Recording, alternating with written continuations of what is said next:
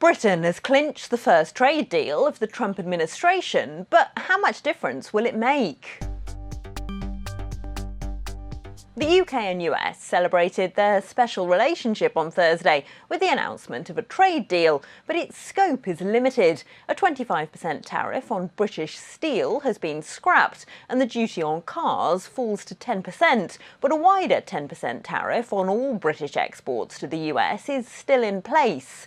James Smith is a developed market economist at ING. James, is this something for the British economy to celebrate? Well, I think it's good news, but I don't think it's going to make a huge difference, mainly because Trump's tariffs in the first place weren't going to make a huge dent on the UK economy, not directly anyway. I mean, the UK is less reliant on trade than other European economies.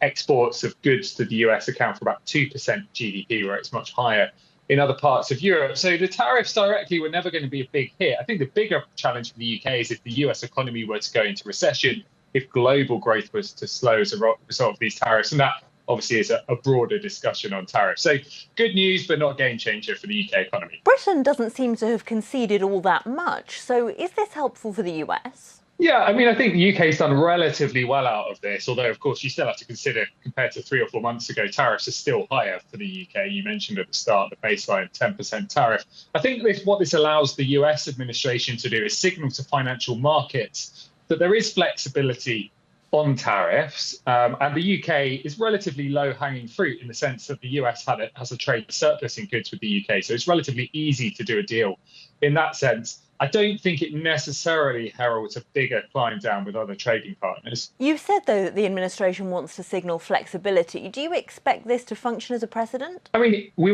may well see other countries gain similar exemptions from those metals and car tariffs. But, I don't think, we're going to see that extend to all countries. It looks like the European Union is going to have a harder time in negotiations. But I think the thing to remember is if you look at all the tariffs that have been imposed so far this year, we calculate the average tariff charged across all of the US's global imports is about 23% now. About 15 percentage points of that is the 145% tariffs on China. So unless something changes there, which let's see, there's talks this weekend, but that's really where things, could move the needle. As you mentioned, the US Treasury Secretary, Scott Bessent, does meet Chinese counterparts tomorrow in Switzerland. I know you think this might help the US raise pressure on China. How? Well, I guess, I think that the main question for the US right now is, how can it ease the tariff hit that's hitting its borders right now? We could see those tariffs on the the US is charging on China reduced to maybe the 60% area. I think the interesting question for us, though, is does that make a big difference to the US economy? Because at 60%, let's say that is the landing zone, that's still very high. That's like the worst case scenario that people were expecting just a few months ago. And that makes a lot of what China exports to the US still look pretty unviable. So let's see. I think even if we do get a de-escalation, it's still a big challenge for the US economy. As you mentioned, when talking about Britain, it's not so much these individual trade deals that are important, but the risk that tariffs slow down the global economy worldwide. Do you think then that's still as much of a risk? Yeah, I mean, we're not in the camp looking for, deep US recession at this point. Some people are, of course, calling for that. It's a big unknown.